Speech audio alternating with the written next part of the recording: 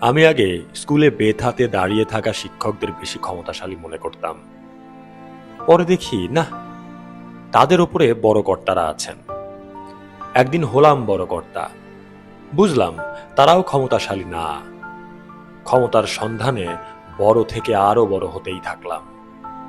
রাজদরবারে গিয়ে দেখি রাজাও ভেতরে ভেতরে আড়ষ্ট থাকেন। আমেরিকা, আন্তর্জাতিক সংগঠন, আন্তর্জাতিক সুশীলরা প্রচন্ড প্রতাপশালী। হলাম আন্তর্জাতিক, হলাম সুশীল, গেলাম ইউরোপ আমেরিকা, কিন্তু কই, তারাও অসুখী। অশান্তির বিনিময়ে তারাও কিনেছে বঞ্চনা। তাহলে ক্ষমতা কোথায়? কার হাতেই এ পৃথিবীর নিয়ন্ত্রণ যন্ত্র? কে করাচ্ছে সব হানাহানি এ পৃথিবী জুড়ে? কার হাতে আছে সত্য শান্তির মন্ত্র?